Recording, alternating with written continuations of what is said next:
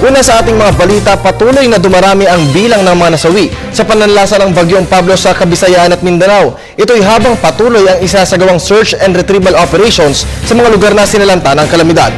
Base sa latest report mula sa National Disaster Risk Reduction and Management Council, umabot na sa mahigit 400 ang bilang ng kumpirmadong patay. Kabukod pa dito, ang marami pang nawawala. Alamin natin ang pinakahuling tala ng NDRRMC mula kay Perceline Pialago. Magandang hapon, Perceline.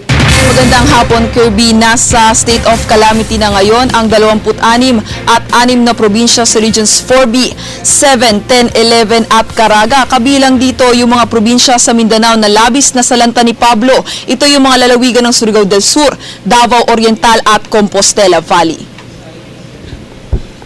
Kanina nagsagawa ng emergency meeting ang NDRRMC na pinangunahan Director Edgardo Olet. Nakipagpulong si Olet sa mga opisyal ng Armed Forces of the Philippines at Philippine National Police upang pag-usapan ang additional manpower na kailangan sa kanilang isinasagawang relief operations. Kulang kasi ang kawani ng pamahalaan na pagpapamigay ng relief goods sa mga lugar na nasalanta ni Pablo. Ayon sa latest update ng ahensya, umakyat na sa 418 ang bilang ng mga nasawi.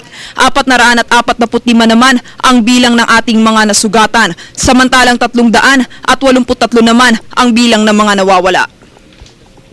Kirby, umabot na sa mahigit 4 na bilyon ang halaga ng pinsala na dulot ni Pablo sa infrastruktura at produktong pang-agrikultura. 630 million dito yung sa infrastructure, samantalang 3 bilyon lang naman ang sa agriculture. Kirby.